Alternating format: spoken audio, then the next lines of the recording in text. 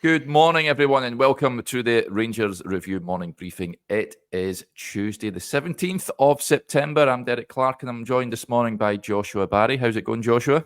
Yeah, it's going good, mate. How are you? Yeah, all good. Sun is shining down here in Warringtonsville, so that's good. Bit of an Indian summer. What about up there in Glasgow?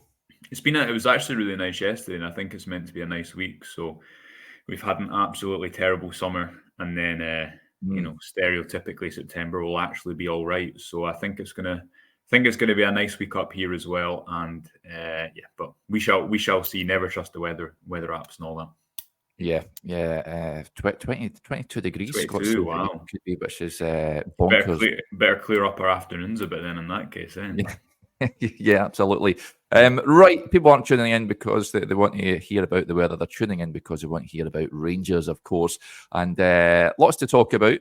What we're going to do is delve into a very interesting piece from your good self yesterday, Joshua. You can find it on the website, folks, or in the link below this video, where you look at the Rangers summer recruitment, of course, big changes in the summer with regards to the squad, with players heading out the door and players coming in. The average age of the squad has been reduced quite considerably. And after Sunday's victory at Tannadice, I think it was 1-0 flattered Dundee United more than anything else. I think we all wanted Rangers to score a fair few more goals after Tom Lawrence's early opener. But some players who've shown in that game and have impressed in a Rangers jersey since arriving in the summer. Jefte is one. Connor Barron is another. And the glimpses we've seen of Hamza Igamane have left many supporters, including me, excited about what he can do in a Rangers jersey. But really interesting stuff from a recruitment point of view. Are we starting to now see why Philip Clement wanted to bring the average age down for a start? Oscar Cortez is another one, of course. Yeah, he was good in the first half, wasn't he? Yeah, we're starting to see now these players. I think I said to Chris yesterday that Clement said himself it won't be until probably October time when the team start motoring, but we're starting to see shoots of that. Yeah, well, the difficulty is that you don't get time to build, I think, at a club like Rangers without showing the process. But obviously, equally, as we've kind of reiterated, I think, throughout the summer, the solution to a long-term problem has to be a long-term solution. It can't just be what I think Rangers have done in a lot of windows, which is change their approach and maybe getting a lot of players who are ready now. So the average age I've got to hear of the 11 players that Rangers brought in on loan and permanently this summer was 23. The average age of the 13 who departed was 28. So right in a way, that's a pretty clear distinction of a change. And the average age of 23 that Rangers have brought in, that is pushed up significantly by the fact that Liam Kelly, your backup goalkeeper, is 28, and Robin Proper, your centre half, is 30, going to turn 31 soon. But there has been a change.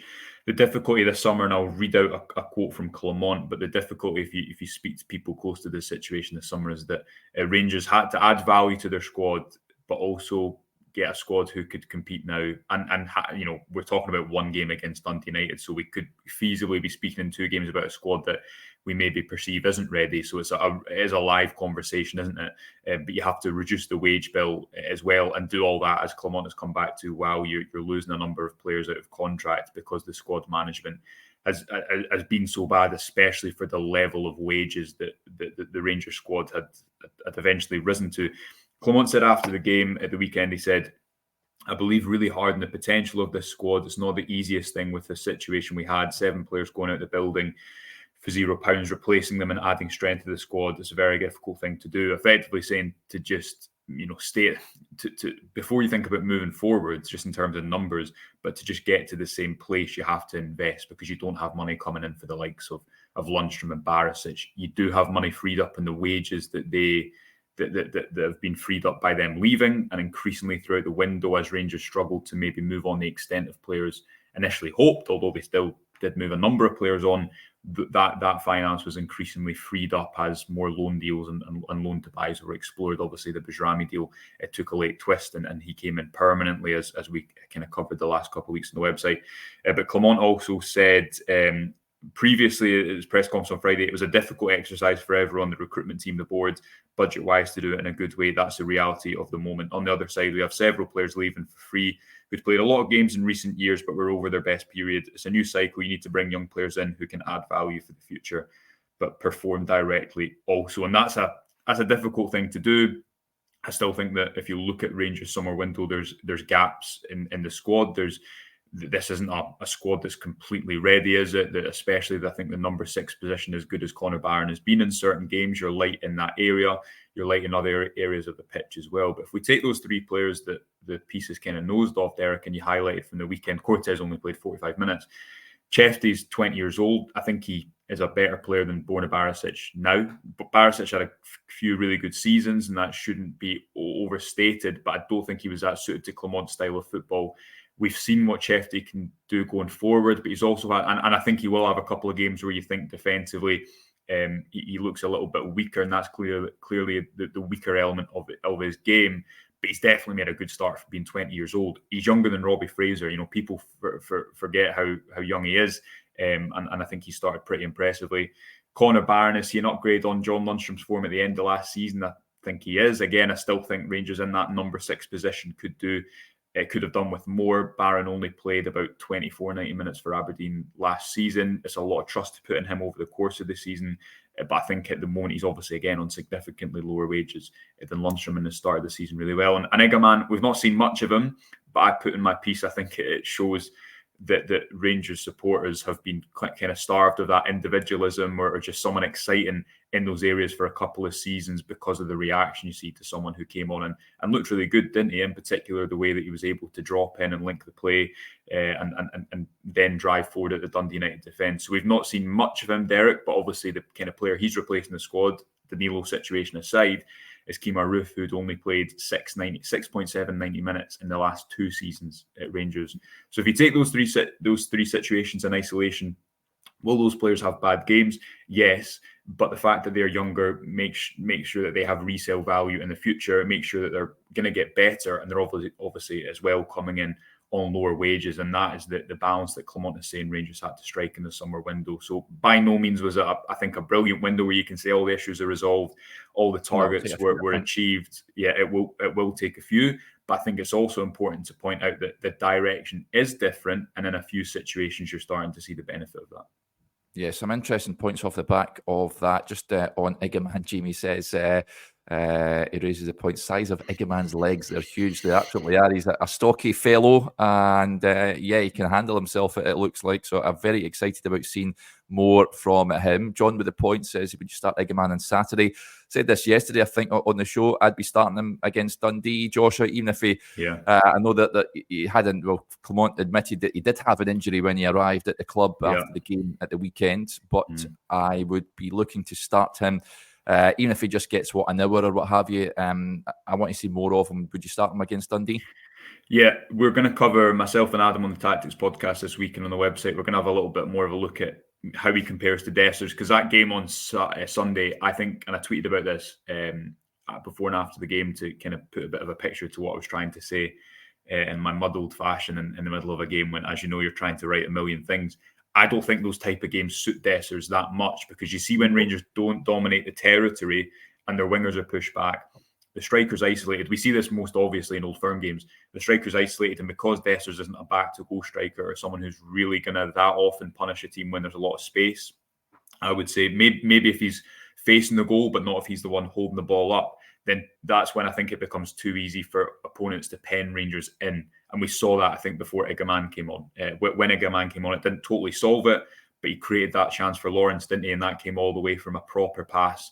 Igamane dropping into the space, turning, playing the pass through. So I think you can see why he'd probably be a more maybe suitable profile for those types of games.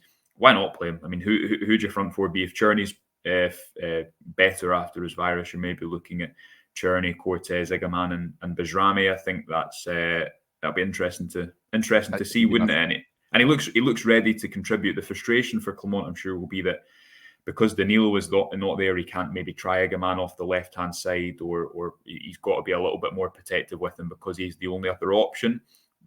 But I think, as Stevie said a couple of weeks ago, and I think this is a good point, there's not many Rangers players who are playing well enough to completely merit their space in the squad at the moment in the starting 11.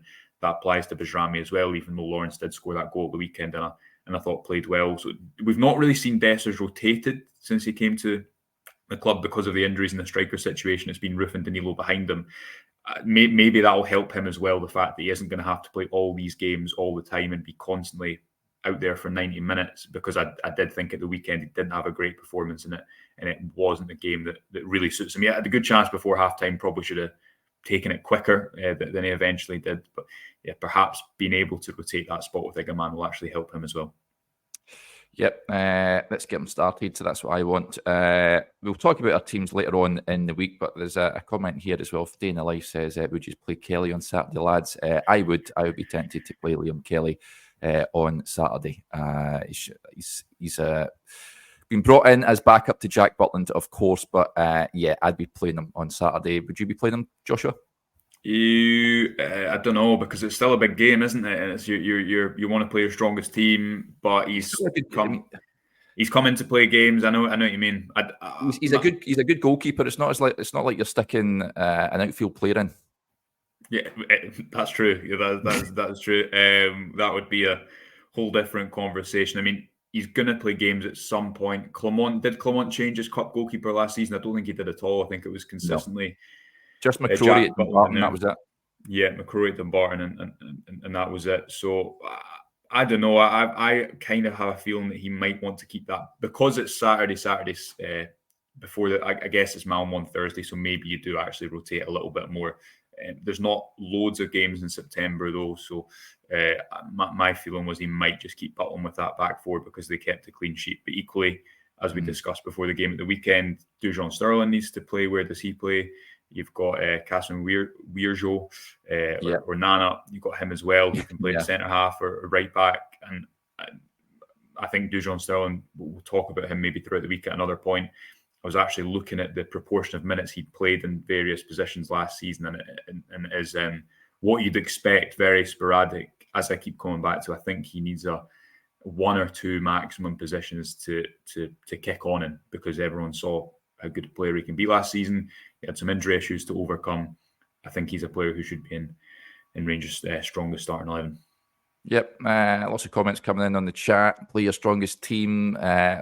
Some looking for Kelly to take the gloves between the sticks on Saturday. So yeah, it will be interesting to see what the manager decides to do with regards to that. Just on Igamane as well, Bluebells are blue isn't getting carried away. He says he hasn't scored a goal yet. Let's calm down. It looks fantastic, but still a lot more to see before we crown him as the second coming. I thought it was interesting. I said this to Chris yesterday, Joshua, about Clement's words about Igamane and them not being able to afford him if they bought him next summer. So they are expecting a lot of improvement in this boy. And as we touched on earlier on, I mean, it's a player trading model that we want to see at Rangers. Is the other club across the city have one. Rangers want to have one. And guys like this will you'll be looking to move on after 2 or 3 years for big money. Yeah, I mean, you look at the fact that Celtic obviously outspent Celtic spending on deadline day, I think, outspent Rangers' overall spending in the window, if you're not including Oscar Cortez's fee, and that obviously is a loan to buy, so I don't think we should in this conversation. They were able to spend big, but they also still made a profit, and that's the big difference, as you rightly highlight, that selling players on and having that pathway is absolutely integral to bringing players in. But to do that, you need a settled recruitment policy, and you need a settled kind of recruitment head, if you will, and instead of that changing every single season, you need I would argue, a very similar play style, or certainly a kind of overall game model that you recruit to. So not doing what Rangers have done, which is jump from a manager who uses fullbacks and no wingers to a manager who uses wingers, and then repeating that process again and ending the season with absolutely no wingers. You still see the effects of that at the weekend, Derek, where Kieran Dowell was playing there, even though that's not really a position he's played before. Okay, maybe he's played off the sides at Norwich, but an out-and-out winger is what Clement kind of favours in that area. But that's still the legacy of previous summers' recruitment, when Rangers in 2023 were recruiting for a very different style of play. I agree with the comment, because Igamane, we've only seen 30 30 minutes, something. Yeah. Maybe 30 minutes at Dundee United, maybe not even that much, and then obviously a little bit in the Old Firm as well. But I think similar to someone like Diomande, who I think is getting a little bit of an unfair rap at the moment. Diomande or other players, Cortez, I think will come onto a game. You just really need to see him do it consistently. Chefty as well. These are examples of Rangers going into different markets and not just going to maybe the English Championship or markets that they know and trying to recruit differently, as we discussed at the top of the show. So will it take a little bit more time to look at how Igamane's going to be able to contribute this season? Yes, but equally, when a player comes off the bench like that and he looks comfortable, he doesn't look overawed by the occasion, and he wants to get on the ball and he can do a lot of different things, that's the profile of player Rangers need. I would argue at a stadium like Ibrox, people who are a bit carefree when they pick up the ball and aren't overawed by the occasion, aren't overawed by the home support. And Igamane, he looks, as I tweeted at the game and as I said to Chris after Sunday's game, he looks fun. Chefty looks fun as well, and Rangers haven't had enough fun players in recent years. So there's my cutting analysis on it. Yeah, bring back the fun. There's not been enough of that, that's for sure. Just an interesting point I wanted to bring up because it annoyed me at the weekend, and he seems to be racking up a fair few of them. Jim, with the point on the bookings, Jefty has been booked 4 times, and not one of them, in my view, have actually been bookings. The most profile one was that the worst sending off I've ever seen in my time watching football in the Kyiv game. That on Sunday was, Don Robertson, I don't know if he was trying to beat a world record for handing out yellow cards in a game, but that was harsh, Joshua. Some of the bookings, I think, well, pretty much all of them have been pretty harsh on Jefty so far.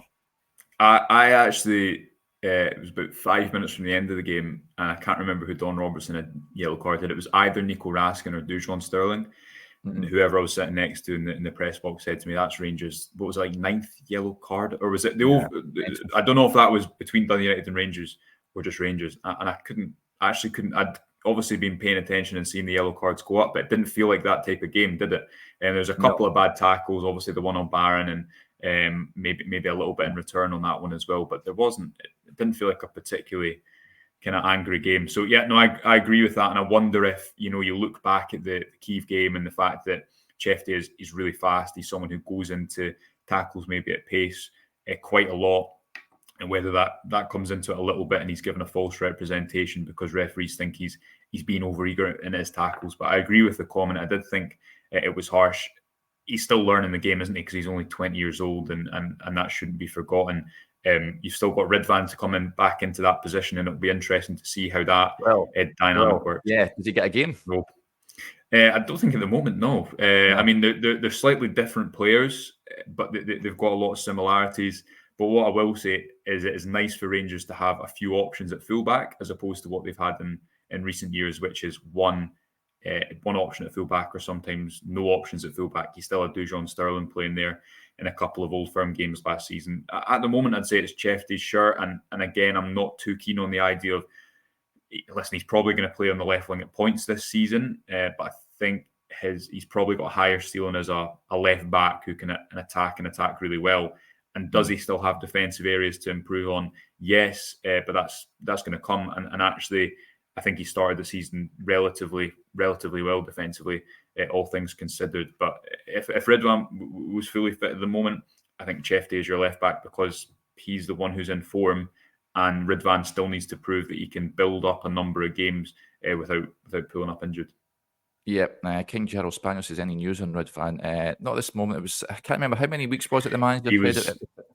4 to 6, and he as of what day is it? I'm totally lost now. Tuesday. As of Friday, Ridvan was back doing some getting back to some individual work, but not kind of part of overall team training.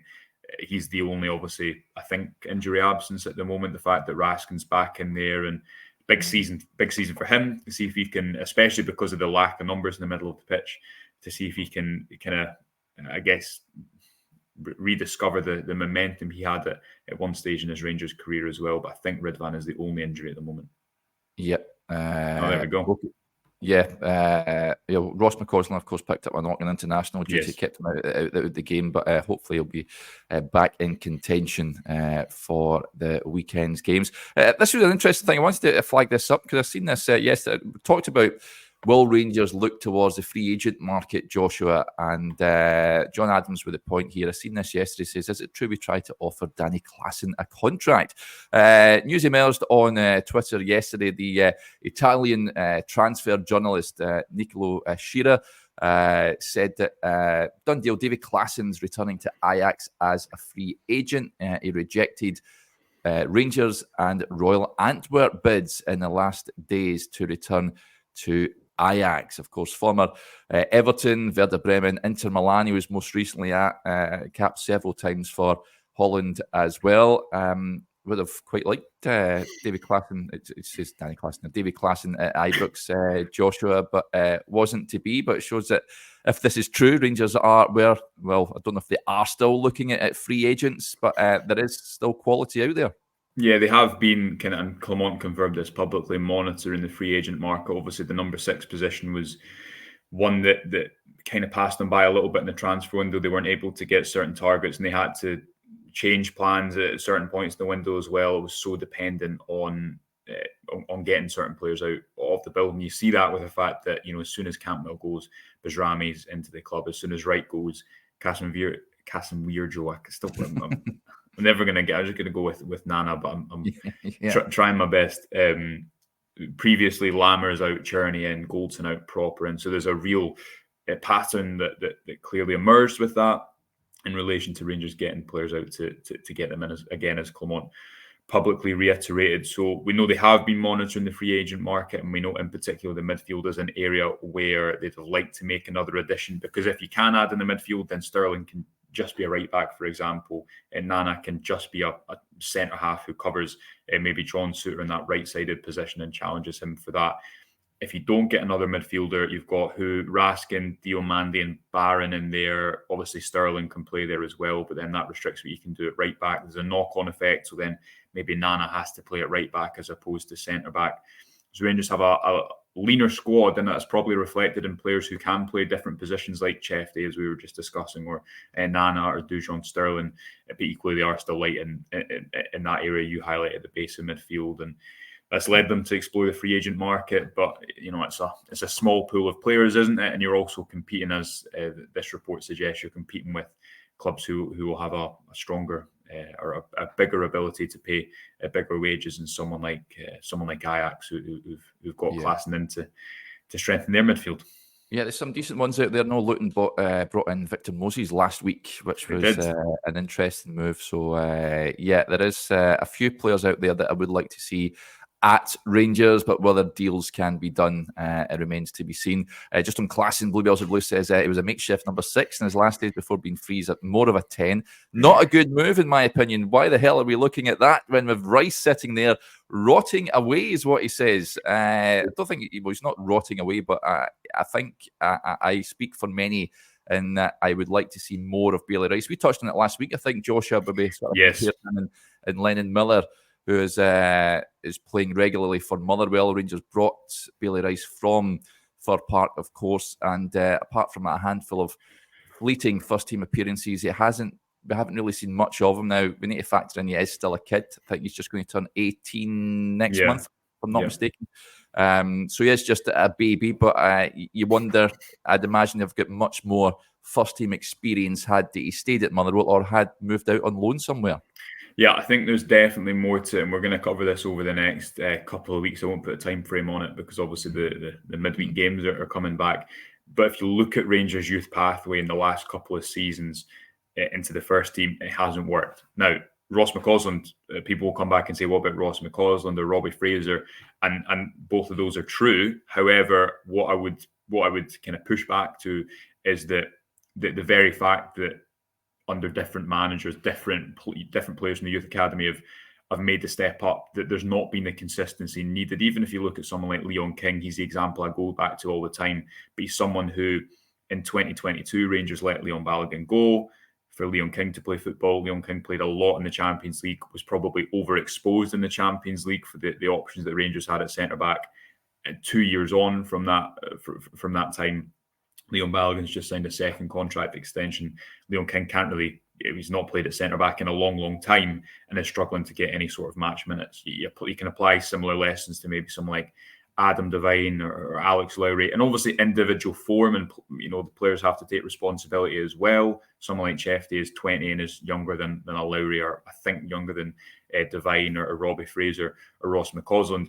But when you have different heads of academy, different structures at a football club, different managers, different styles of play, and the squad planning, as we've clearly seen at Rangers over the last few years, hasn't been great. The example that I've used all summer is Jose Cifuentes, who this time last year, Rangers had spent a long time trying to get him to complete their midfield or add the extra part to the midfield.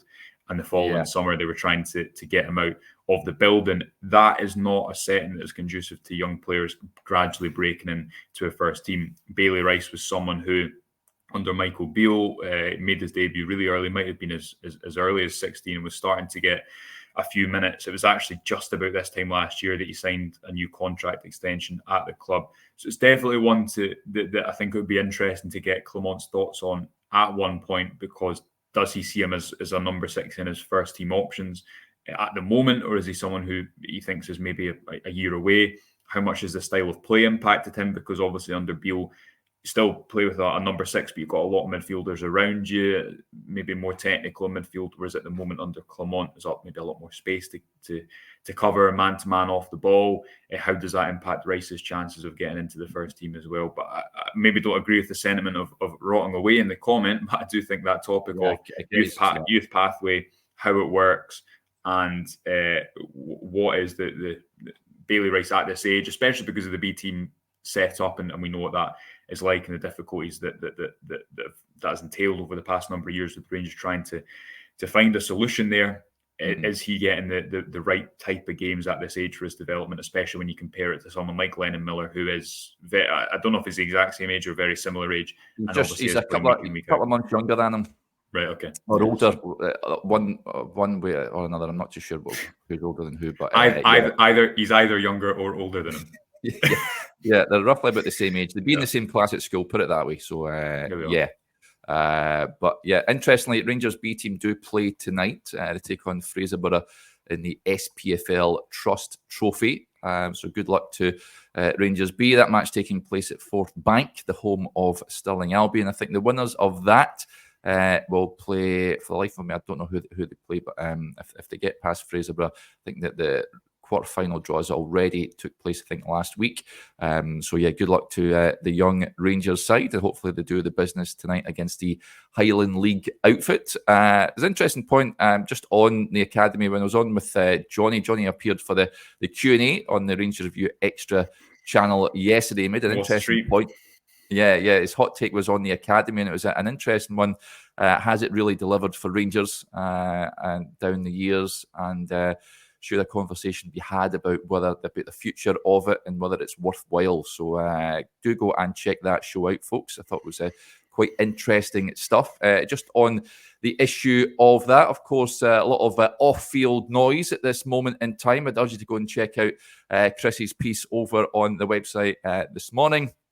He profiles, of course, John Gilligan has taken over from John Bennett as Rangers chairman on a temporary basis. Rangers, incidentally, have enlisted a recruitment agency to search the market for a chairman and a chief executive. The role, of course, is vacant in the CEO role after the move to appoint Jim Gillespie of St Mirren collapsed earlier in the month. Rangers are also operating without a head of academy at present following the departure of Zeb Jacobs to Feyenoord, and the role of sporting director has become a topic of conversation, of course, among supporters. Both of those issues are not pressing ones for the board, is what is being reported. So, yeah, there you go. That is an update on the off-field stuff. Do go and check that piece out from Chris. An academy director, is that a pressing issue for you, Joshua? Would you like to see something sorted there? I mean, I think Jacobs left beginning of May, if I'm not mistaken.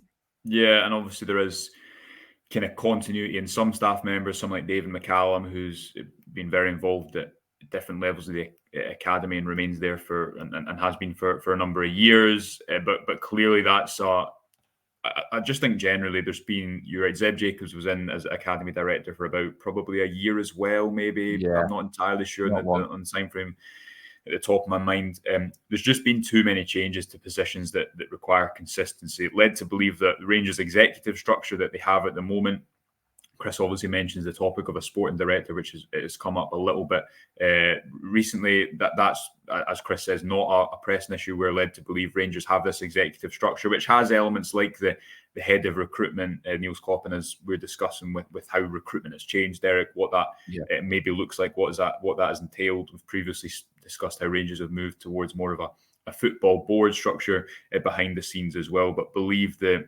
as is obvious, that the focus is very much on getting that CEO in place, which is really, really important.